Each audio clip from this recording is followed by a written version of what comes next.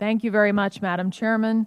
It has been a pleasure to work with you on this important subcommittee, and I also want to thank your staff, Jay Maroney, John Quirk, Mike Noblet, Dan Harder, Joshua Lucas, and Patrick Day for their hard work on this mark, as well as Daniel Lerner, Anthony Lazarski, and Bill Caskell for their hard work as well. I'm also very pleased that this is an open mark in which we can conduct business in an open and transparent manner. And I thank the chair for conducting the committee in this way, and I fully support this. Our nation confronts unprecedented challenges abroad and difficult fiscal challenges at home, and certainly we must ensure that our men and women in uniform have the resources that they need to protect themselves and our country. I believe we have drafted a good bipartisan mark that prioritizes the critical readiness needs of the department, our service members, and their families. Madam Chair, I am glad that we have been able to accomplish so much together for our men and women in uniform, as well as for the people of New Hampshire. I'd like to highlight a few of the provisions in the mark that I'm particularly proud of. First, I'm proud that our mark focuses on military readiness, but looks for opportunities to also cut waste and unnecessary spending. For example, our mark includes a $324.7 million reduction to improve efficiency and prevent waste, a $15 million reduction for unjustified enterprise IT programs, and a $12.5 million reduction in the logistics IT program for unjustified cost growth. While we have recommended important spending reductions, we've also worked to address important priorities. One of these is military construction. In periods of budget constraints, MilCon is often the first area to get cut.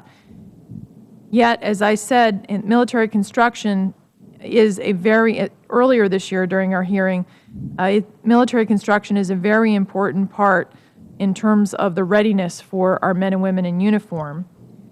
Yet there are increasing number of facilities that are in poor to failing condition. This is true across all the services, as well as if we look at the total force, active guard and reserve. In Senator Shaheen and my home state of New Hampshire, the average condition index for the assessed Army National Guard facilities was poor, trending to failing. Members of the New Hampshire Army National Guard and service members like them around the country deserve better. We can't expect our service members and DoD civilians to conduct effective operations and training if they are using old, inefficient, and decaying buildings, and some of which threaten them. That's why I'm so pleased that this mark not only authorizes approximately $6.5 billion for military construction, housing programs, energy conservation, and other activities, but it also funds the top unfunded military construction priority of each of the active duty, Guard, and Reserve components, as well as adds $105 million to facility sustainment accounts for each service to mitigate risks due to historic underfunding. I'm also pleased that I was able to work with the chair to include a provision in the mark focused on improving the condition of our military facilities. This provision will require the department to provide an accounting of unfunded MilCon requirements over future years, defense programs by service components in all states, as well as an assessment of the associated risks to those unfunded requirements. The provision will also provide this committee better oversight of how the department allocates finite resources across components so that we can better assess deteriorating facilities and prioritize the limited funding that we do have.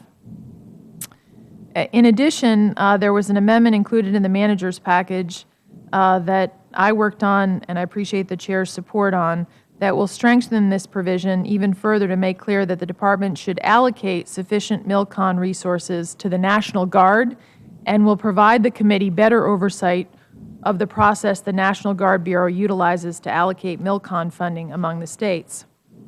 I'm also very pleased that the mark includes a provision that calls attention to the fact that the law requires at least 6% of the average total combined maintenance, repair, and overhaul workload funded at the depots and our public shipyards, like the Portsmouth Naval Shipyard, and that these funds be reinvested into infrastructure and capital assets.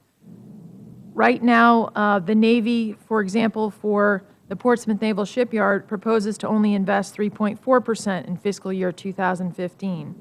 The provision that we've included in the mark will urge the Army and Navy to follow the statutory requirements with respect to minimal capital investment, and that is why we've recommended the funding increases, which will meet the minimum capital investment threshold of 6% of all the military services as required by law.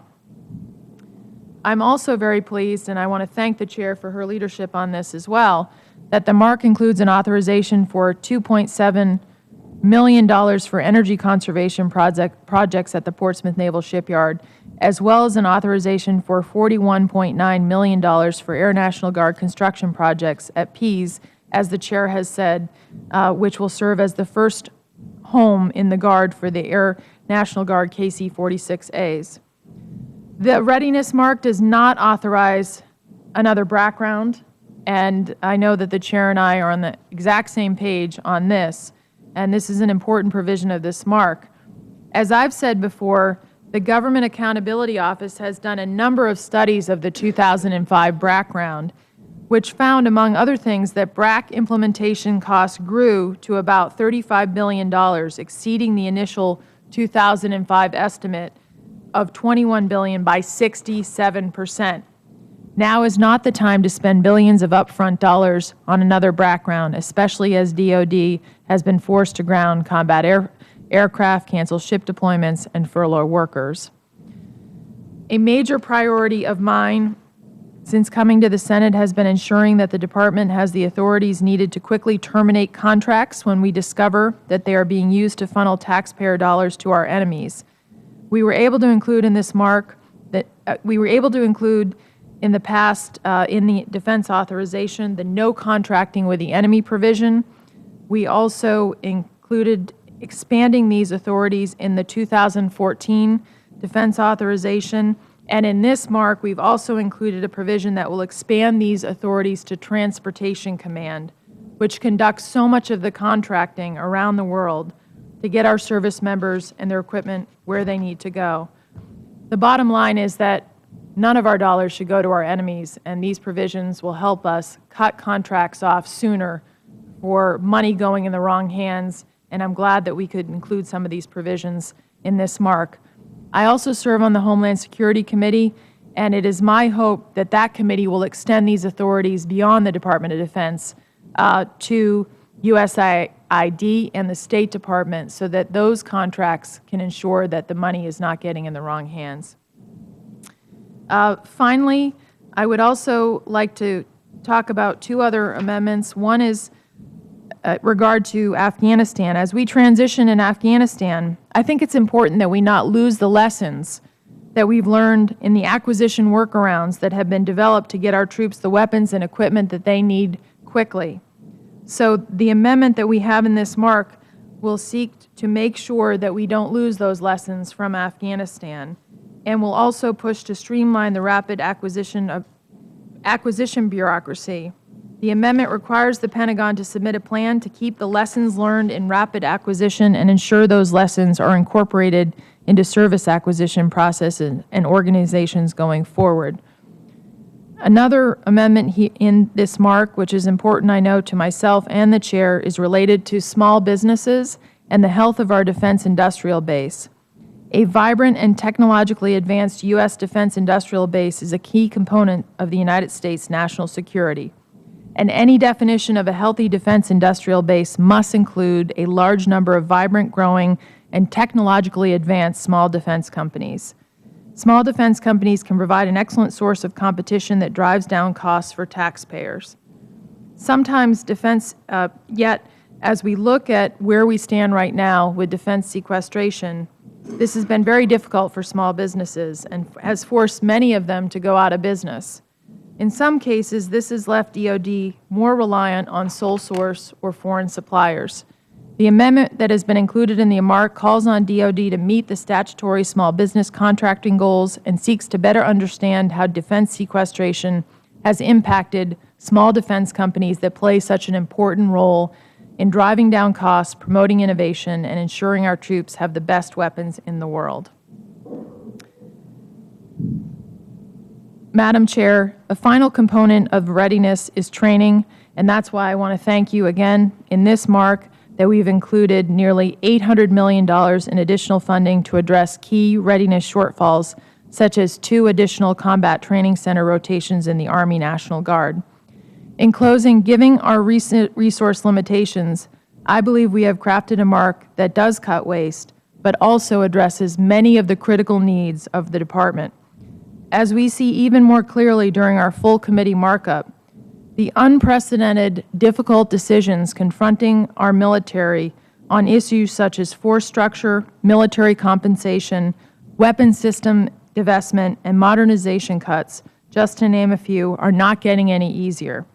I thank the Chair for working together on this important mark, and I would like to take the opportunity, since this is a public mark, of saying that it is my hope that we will work together going forward, everyone on this committee, everyone on the Armed Services Committee, to address defense sequestration, because the choices are only going to get harder going forward.